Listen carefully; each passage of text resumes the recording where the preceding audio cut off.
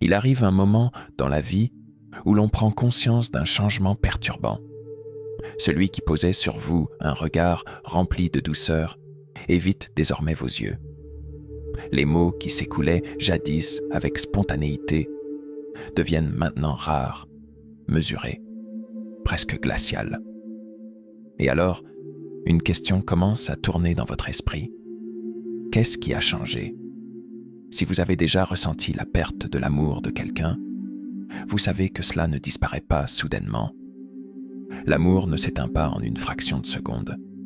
Il s'efface graduellement, comme le brouillard au lever du jour, comme les feuilles qui tombent avant l'hiver. Mais lorsque l'on prend enfin conscience de ce changement, il est souvent trop tard. Et si je vous disais qu'il existe des indices subtils indiquant que quelqu'un n'est plus amoureux de vous? Et s'il était possible de déchiffrer cette évolution avant que le dernier lien ne se brise? Carl Jung, l'un des plus grands pionniers de la psychanalyse, a affirmé que tant que vous ne rendrez pas l'inconscient conscient, il dirigera votre existence et vous l'appellerez destin. Cela signifie que ce que nous refusons de voir ou ignorons continue de façonner notre parcours. Et en amour, cette réalité peut être encore plus impitoyable. Nous fermons souvent les yeux sur les signaux de distanciation émotionnelle, car nous voulons croire qu'il reste une chance. Mais en vérité, l'amour ne s'évapore pas sans laisser de traces. Il se retire, il se transforme, il devient autre chose. Et quand cela arrive, la personne commence par adopter 3 attitudes distinctes. Aujourd'hui, je vais vous dévoiler la première. Mais avant cela, j'aimerais que vous fassiez un petit exercice de réflexion. Pensez à cette personne qui un jour faisait battre votre cœur, celle qui vous faisait vous sentir important, apprécié, indispensable. Maintenant, rappelez-vous le moment où tout a commencé à changer. Peut-être s'agissait-il d'un léger éloignement. Les messages autrefois rapides à arriver mettaient soudain plus de temps à être envoyés. L'éclat dans les yeux que vous aimiez tant a commencé à s'éteindre. Les moments partagés, auparavant riches de sens, devenaient mécaniques, comme si sa présence physique ne reflétait plus un engagement émotionnel. Qu'est-ce qui s'est passé? Pourquoi l'amour semble-t-il s'échapper comme du sable entre les doigts? La philosophie bouddhiste enseigne que l'impermanence est la seule certitude de la vie. Rien n'est fixe, rien n'est éternel. Cela inclut aussi les émotions. Cet amour qui paraissait indestructible peut évoluer, s'affaiblir, disparaître. Mais si l'amour se modifie, comment savoir s'il reste encore quelque chose à préserver? Comment repérer les premiers indices qu'une personne s'éloigne, même si elle est toujours physiquement à vos côtés? La clé réside dans le premier signe discret qui apparaît lorsque l'amour commence à s'éteindre. Imaginez un oiseau perché sur une branche. Tant qu'il se sent en sécurité, il chante, construit son nid, fait de cet espace son foyer. Mais lorsqu'il perçoit que cet environnement n'est plus accueillant, il ne s'envole pas brusquement. Il ne pousse pas de cris d'alarme. Il commence à s'éloigner, lentement. De la même manière, l'amour s'éloigne en douceur. La personne est peut-être encore à vos côtés physiquement, mais émotionnellement, elle a déjà commencé à partir. Elle prend ses distances, mais pas de manière évidente. Au début, de petits changements apparaissent. La manière de répondre à vos messages devient plus formelle, comme si elle accomplissait une obligation.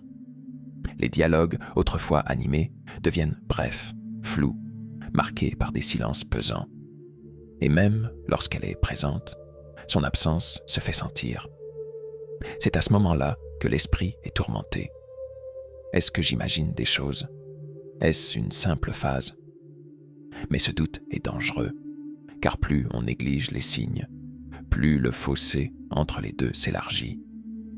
Carl Jung a développé le concept de l'ombre, cette facette de nous-mêmes que nous refoulons, mais qui influence toujours nos actions. Souvent, l'amour s'éteint à cause d'une ombre qui prend de l'ampleur entre deux personnes.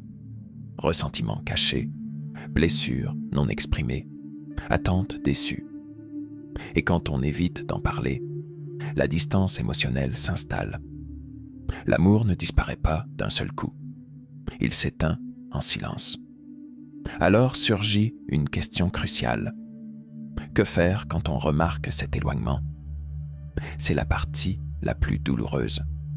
Parce que lorsque nous sentons l'amour nous glisser entre les doigts, notre première réaction est de tenter de le retenir, de rappeler à l'autre tout ce qui a été partagé.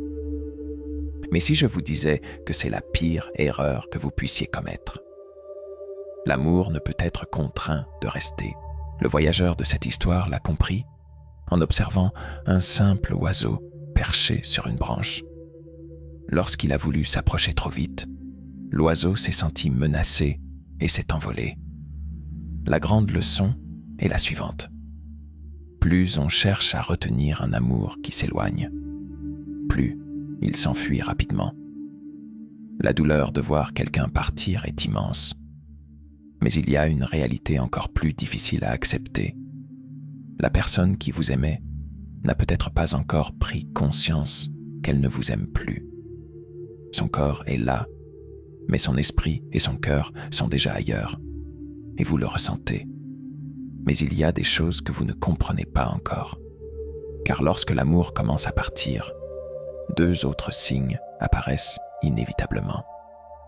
Les ignorer ne ferait que prolonger votre souffrance. Maintenant, je vais vous révéler le deuxième grand changement qui survient lorsqu'une personne perd son amour pour vous. Et lorsque vous saurez cela, votre perception des relations amoureuses ne sera plus jamais la même. Transformation silencieuse de l'amour. Avez-vous déjà regardé quelqu'un droit dans les yeux et ressenti qu'un élément fondamental avait changé? Les traits du visage sont les mêmes, la voix a toujours le même timbre, mais quelque chose d'essentiel s'est transformé. C'est peut-être la manière dont cette personne vous écoute, ou plutôt, la façon dont elle ne vous écoute plus.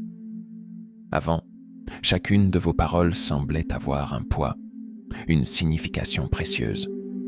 À présent, tout semble n'être qu'un bruit de fond, quelque chose qui entre par une oreille et ressort par l'autre. C'est alors que l'on réalise que cette personne n'est plus la même pour nous. Dans la partie précédente, nous avons abordé le premier signe indiquant que l'amour commence à disparaître, le retrait de présence. La personne est là physiquement, mais son esprit est déjà ailleurs. Son corps reste, mais son cœur s'éloigne. Cependant, il y a un changement encore plus douloureux. Quand l'amour s'éteint, il ne se contente pas de prendre ses distances, il se métamorphose. Carl Jung a expliqué que tout ce que nous refusons d'admettre à nous-mêmes finit par nous dominer. Et en amour, nous nions souvent ce qui se passe sous nos yeux. Le deuxième signe qui révèle qu'une personne ne vous aime plus est cette transformation qui la rend presque méconnaissable. Ce changement n'est pas dû au hasard. Pensez à un couple qui a partagé des années ensemble. Au début, il y avait cette connexion parfaite, comme si chacun pouvait deviner les pensées de l'autre. Avec le temps, ce lien s'effiloche. De petites irritations apparaissent, les silences s'allongent, les rires perdent de leur sincérité. Puis, un jour, vous vous rendez compte que cette personne, autrefois si familière, semble aujourd'hui être une étrangère. Elle a changé. Cela s'explique par le fait que l'amour forge une identité partagée. Lorsque deux personnes s'aiment, leurs univers respectifs se croisent et s'entrelacent. Leurs pensées, leurs habitudes et même leur manière de parler se reflètent mutuellement. Mais lorsque l'amour commence à s'éteindre, cette fusion identitaire se désagrège. La personne qui marchait à vos côtés doit alors se redéfinir sans vous. Son comportement évolue donc. Son regard n'est plus le même. Les conversations, jadis fluides et profondes, deviennent superficielles, presque forcées. Vous avez l'impression de discuter avec une connaissance distante, plutôt qu'avec quelqu'un qui partageait autrefois vos pensées les plus intimes. Imaginez un couple qui a traversé les années ensemble. Ils ont partagé des voyages, des secrets, des rires et même des silences confortables. Mais avec le temps, quelque chose a changé. Il a remarqué que ces plaisanteries, qui déclenchaient autrefois un éclat de rire contagieux, n'ont plus aucun effet. Les discussions, autrefois passionnées et intenses, sont devenues froides et formelles. Puis, sans avertissement, il a pris conscience que cette femme, qu'il aimait profondément, était devenue une étrangère. Il a senti que l'amour avait disparu, mais une réalité encore plus troublante s'est imposée. Elle était devenue quelqu'un d'autre. Les chansons qu'ils écoutaient ensemble n'éveillaient plus rien en elle. Les mots qui la réconfortaient autrefois semblaient désormais dénués de sens. Les projets qu'ils avaient construits ensemble n'avaient plus aucune importance pour elle. Alors, il a compris. Ce n'était pas seulement l'amour qui avait disparu, c'était elle-même qui avait changé.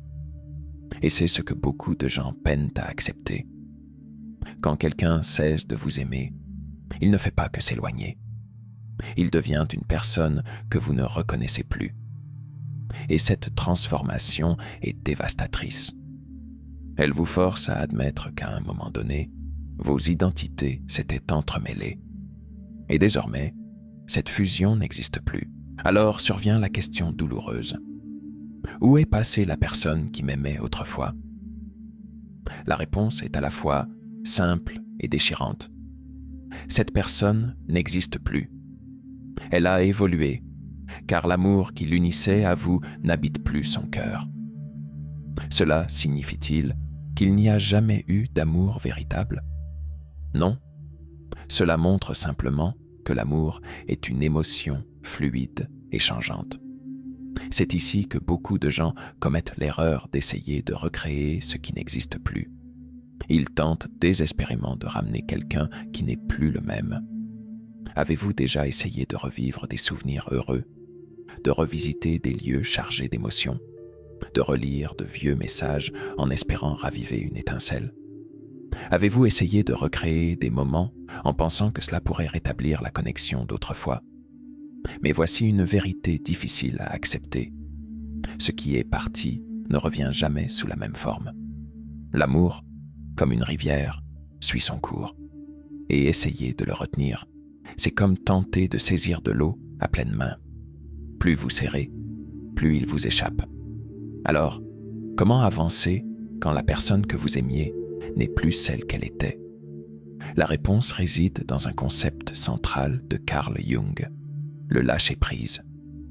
Lâcher-prise ne signifie pas oublier.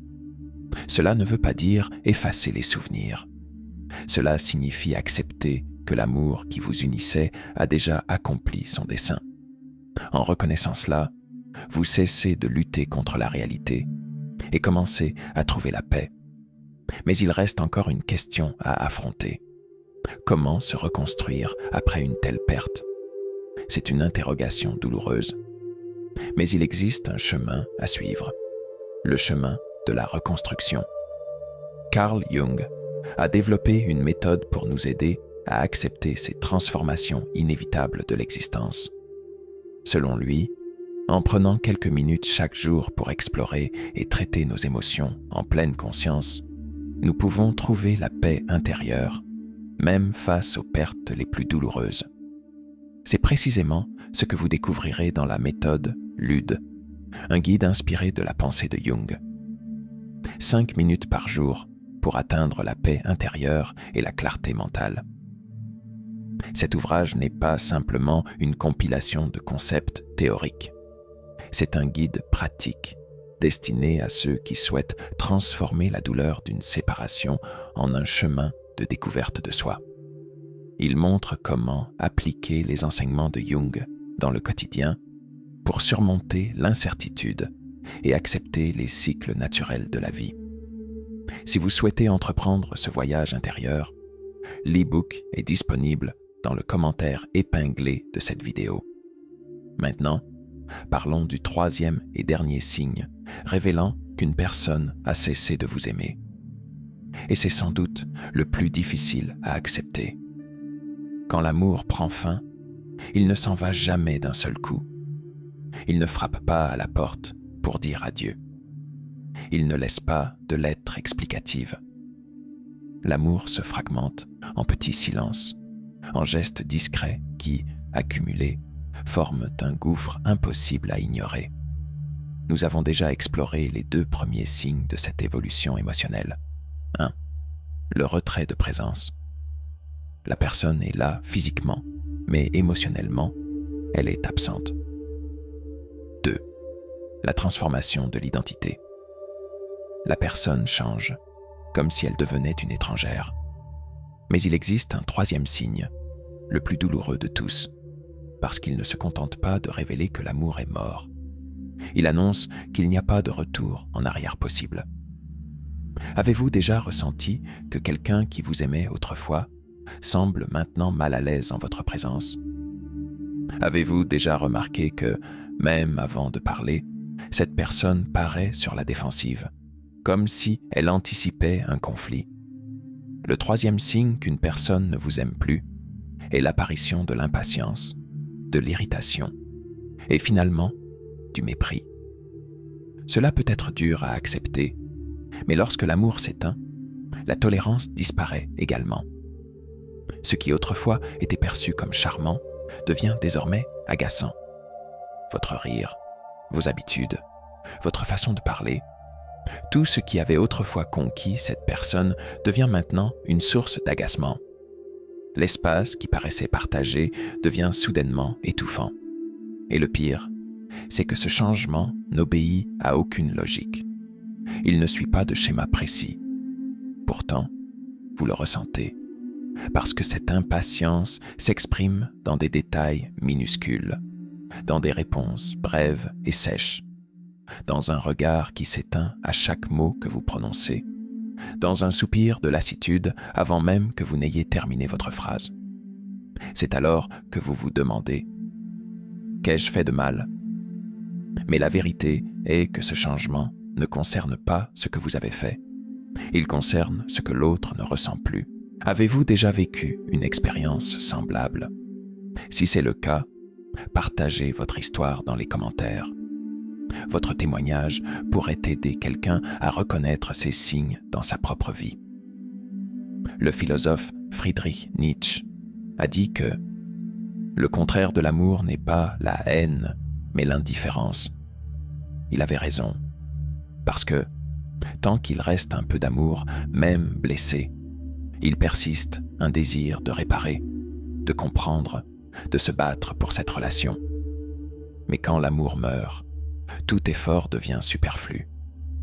Puis vient l'instant le plus douloureux de tous. L'autre personne n'en a tout simplement plus rien à faire. Et c'est le coup le plus cruel. Parce qu'avant, il y avait au moins une réaction, une émotion, un élan.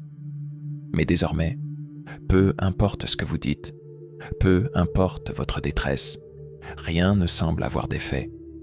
Cette personne qui vous tenait autrefois la main, qui vous promettait l'éternité, vous regarde maintenant comme si vous n'étiez qu'un étranger. C'est à cet instant que vous comprenez que la pire douleur en amour n'est pas le rejet. C'est le sentiment d'être devenu invisible aux yeux de celui qui vous considérait autrefois comme son monde entier. Pourquoi cela arrive-t-il? Pourquoi quelqu'un qui vous aimait si intensément semble-t-il maintenant vous fuir? La réponse est brutale. Quand l'amour s'éteint, la cohabitation devient un fardeau. La personne qui se sentait comblée à vos côtés ressent désormais un besoin de s'évader. Et cela engendre un malaise diffus, difficile à exprimer avec des mots. Alors, l'agacement s'installe dans les moindres détails. Ce toucher autrefois spontané paraît désormais forcé. Cette conversation autrefois fluide devient pénible. Ce sourire qui jaillissait naturellement n'est plus qu'une formalité. Si vous n'avez pas encore vécu cette situation, soyez vigilant. C'est l'étape finale avant l'adieu définitif. Et voici la vérité la plus difficile à admettre. Même si vous reconnaissez ces signes, même si vous essayez de dialoguer, même si vous faites de votre mieux pour raviver la flamme, si l'amour est déjà parti, rien ne pourra le ramener. C'est une réalité douloureuse à accepter, parce que nous avons grandi en croyant que l'amour peut tout surmonter. Mais ce que personne ne nous apprend, c'est que certains adieux sont inévitables. Certaines histoires d'amour ne sont pas destinées à durer. Alors, posez-vous cette question. Voulez-vous vraiment vous battre pour un amour qui doit être contraint? C'est là que se trouve la décision la plus difficile. Parce qu'en reconnaissant ces signes, il faut faire face à la vérité et choisir d'avancer. Accepter l'inévitable et lâcher prise. Alors, je vais vous demander de faire quelque chose maintenant. Prenez une grande respiration. Fermez les yeux un instant. Et demandez-vous honnêtement, cette personne m'aime-t-elle encore? Ou bien, est-ce que je m'accroche à une illusion, à une version de cet amour qui n'existe plus? Si la réponse vous vient rapidement, si au fond de vous, vous connaissez déjà la vérité, alors votre lutte ne consiste peut-être pas à sauver cet amour. Peut-être que votre plus grand défi est d'accepter qu'il est déjà mort. Nous allons explorer ensemble comment faire face à cette perte, comment lâcher prise sans souffrance inutile, et comment retrouver la paix après la fin d'une histoire d'amour. Dire au revoir à quelqu'un qu'on aime ne se fait jamais en un instant. C'est un processus qui se déroule en silence, à travers de petits gestes, des regards fuyants, des messages sans réponse. L'amour s'en va discrètement, mais laisse un écho puissant qui résonne longtemps en nous. Et lorsque l'on finit par accepter que quelqu'un nous a quittés émotionnellement, une question lancinante surgit. Et maintenant, que dois-je faire de ce vide? La plupart des gens réagissent de la pire manière possible. Ils s'accrochent à ce qui n'est plus. Ils essaient de raviver ce qui est déjà mort. Ils insistent. Ils cherchent des explications. Ils tentent de remonter le temps. Mais personne ne nous apprend que certaines souffrances n'ont pas besoin de réponse. Elles ont simplement besoin d'être ressenties, comprises, puis, en temps voulu, libérées. Et aujourd'hui, je veux vous montrer comment lâcher prise d'un amour qui n'existe plus, sans vous perdre vous-même dans le processus. Car il y a une réalité dont personne ne parle lorsqu'il s'agit de la fin d'un amour. Cette épreuve peut vous détruire ou vous transformer. Et le choix vous appartient. Vous êtes-vous déjà demandé pourquoi il est si difficile d'accepter la fin d'une relation? La réponse se trouve dans les mécanismes du cerveau humain. Des recherches menées à l'université de Columbia ont révélé que le cerveau réagit à la fin d'une relation amoureuse de la même manière qu'il réagit à un sevrage de drogue. Essayez de recréer ce qui était. Parce que ce qui était n'est plus, et ce qui est à venir sera différent. Alors, comment trouver du sens dans cette douleur? En acceptant que cette expérience vous a transformé, en choisissant de voir cette fin comme un nouveau départ, en décidant de tirer des leçons de cette histoire pour mieux aimer à l'avenir, mais aussi pour mieux vous aimer vous-même. L'art de lâcher prise. Lâcher prise ne signifie pas oublier.